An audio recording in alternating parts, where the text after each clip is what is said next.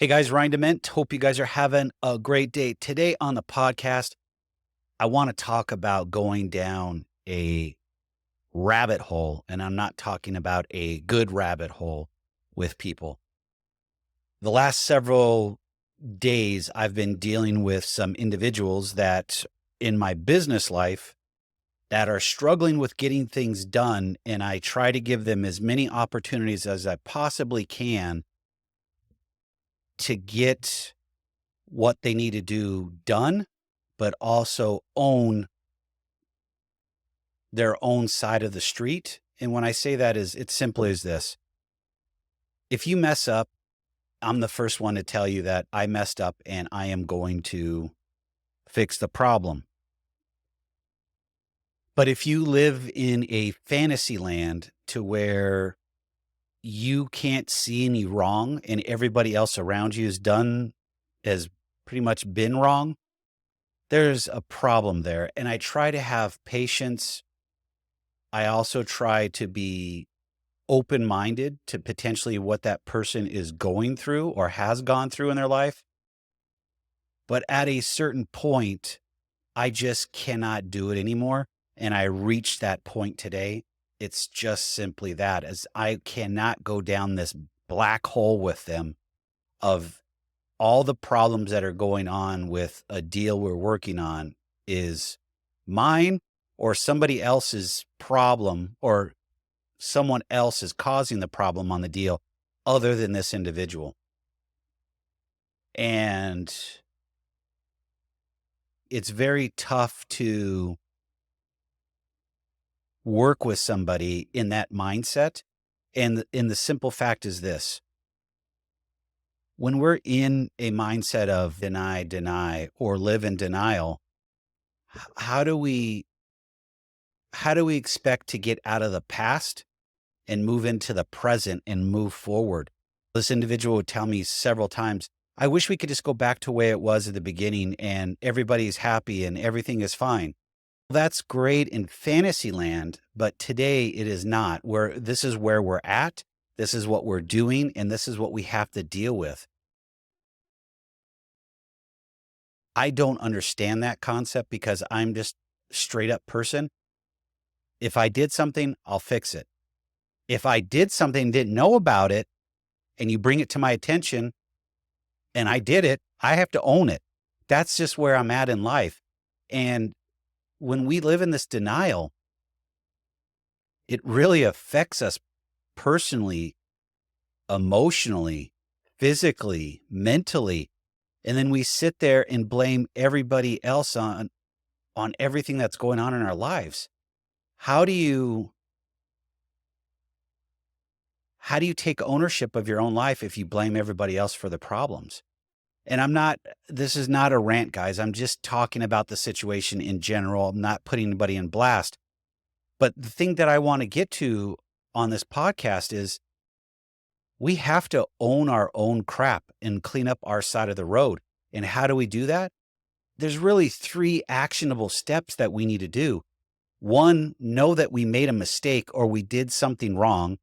2, understand how that impacted the other parties that you did this to or how you treated them.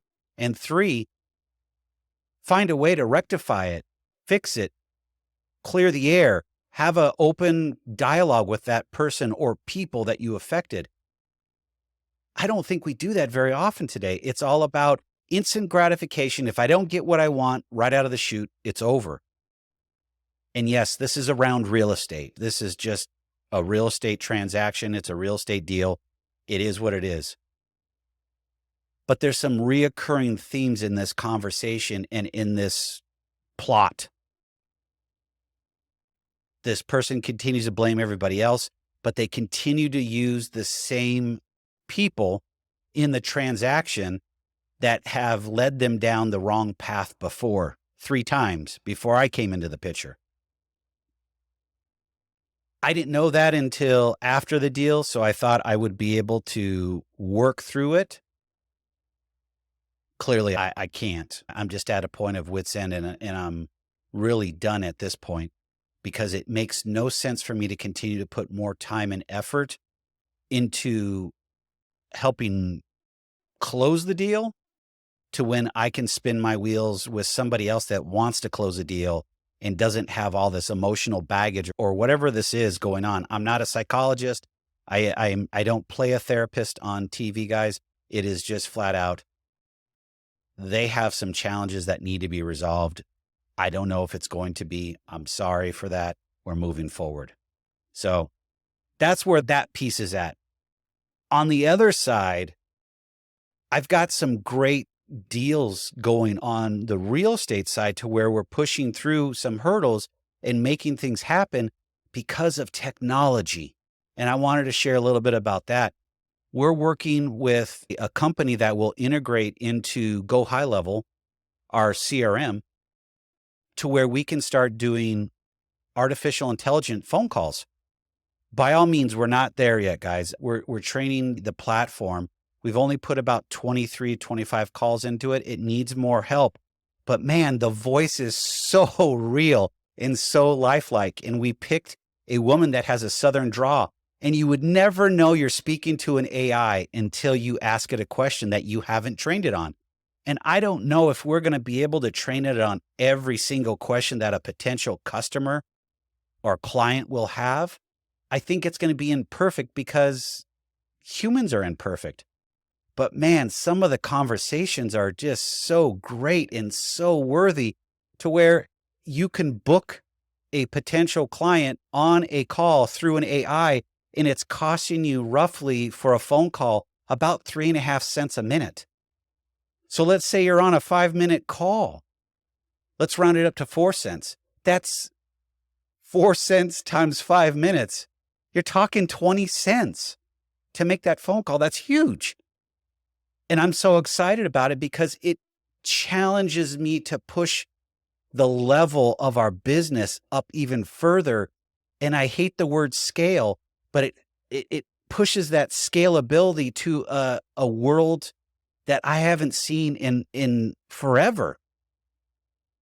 And if we can get 3 or 4 AIs calling on a daily basis to where they can make 100 phone calls in a day each, that's 400 people. Let's say they have a contact rate of 10%. We're going a little high, whoever we want to call me out on that. So they would talk to 40 people. Of those 40 people, let's say 20 to 25% of those turn into appointments. So you're talking about 15 people or so that would turn into appointments. Of those 15 people, can you close at least 50% of those people to do a deal with you? You got a 50-50 shot. That would roughly leave 7 to 8 people to close a deal with you every single time that you get in this flow every single day. 7 deals times 21 days, that's 200. Let's not even talk that. Let's go even higher. If you get 40 appointments, 40 times 20, that's 800. That's over 800. I don't know if that's even capable to be able to keep up with it. I would have to bring on more individuals that could just handle the actual appointments. It's just mind-boggling and staggering. But can we refine the AI to where it hones its skills? It knows all the right questions to ask so we can really solidify those appointments. So when they do have an appointment, we know we have a better than 50-50 chance of closing it. Yes, it's going to take time. It's going to take effort. It's going to be over a longer period of time. But if I can get it out in the next 60 to 90 days, that's a huge win. And that tells me I could be hitting the spring market for home sellers or home buyers, but I also could be hitting that same time frame for investors. My focus is investors, but I also like working with first-time home buyers. But I also like the buyers that are upselling or up buying a home. They're great clients to have. So guys, with tech, is it a fail-safe win-win? No. It's a lot of work, just like anything else on social media. But can it work if we put the time and effort into it? Yes. Just as in life, if we put in the time and effort to build our relationships, to be healthy, making sure we have a mindset that's full of abundance and being positive, it all pays off in the end. But it is a lot of work and it's painful at times. You get knocked to your knees, and guess what you got to do?